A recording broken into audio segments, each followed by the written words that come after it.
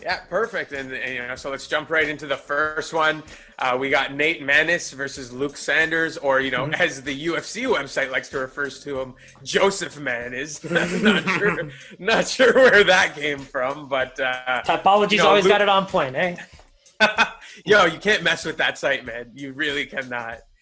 And so, Luke Sanders comes in. He hasn't fought since 2019, so curious to see, how he can jump back into the ring. He hasn't seen the aspect without the crowds and stuff, so it'll be interesting to see how he adjusts.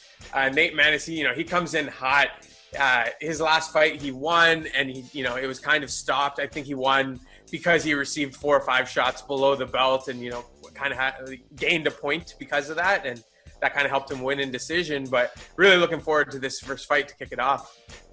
Yes, I mean, I know every Toronto man is probably reading that as Mans's, but yeah, you said it quite right. I mean, he looked good in the last fight. I think he was able to avoid a lot of the takedowns that he needed to kind of not lose the battle on the ground. So that looked great. But again, lost some points for that. So I think the striking is his best bet. The grappling was very defensive, but I don't think he's going to be attacking any type of takedown anytime soon. When you look at Sanders, 3-3 in the UFC since 2016. He knocked out Barao, who, if you want to ever go back and look at the Suki Scoop, one of the first interviews I've ever done for UFC 165. I was a kid, quite funny, a lot of shadow, terrible video, but I was for the little kid. But it was when he was a champion, so that was fun. But since then, he's been maybe I was his bad luck charm. So since then, he's been terrible. So he got completely knocked out. One thing you're going to notice about this card, a lot of these fighters are actually the fighters from the first ever UFC, like ESPN +1. So all of the first ever, fighters who debuted on ESPN +1 are actually fighting on Saturday, which is kind of cool. And Sanders was one of them. He's thick, he's powerful. I think with the weight cut and the catch weight, that's a good thing for him. But I still think he's going to be the dog.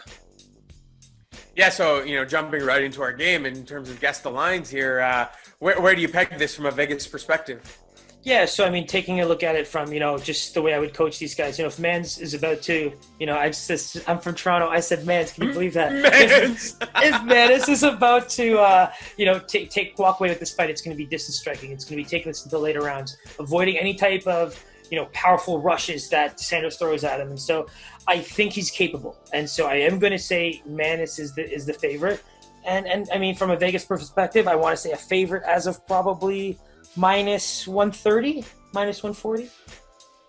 So, very close, but it is pretty much a pick 'em. That's what I figured. Cool. Sanders does come in as a slight favorite, -120, with Maness at a +100, but, right around that Vegas zone, it's pretty much a pick 'em.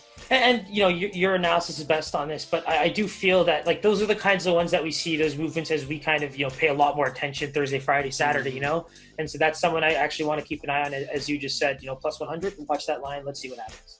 Yeah, I can definitely see Mans is entering into the favorite realm. So especially once Toronto catches the wind of that one. As usual, hit that bell button below, subscribe. Ring. All our information is in there. We got playlists for you to click on, some of our prior content. Instagram, Twitter, it's all on there. Our pics will be up there. Always, it's a pleasure, my man. You too, guys. And then, frankly, Pi said it best. You search a fighter. There's some guys you've already covered a few times, so feel free to check them out. Subscribe, like. Pies, I love you, bro. Can't wait to get into the next card.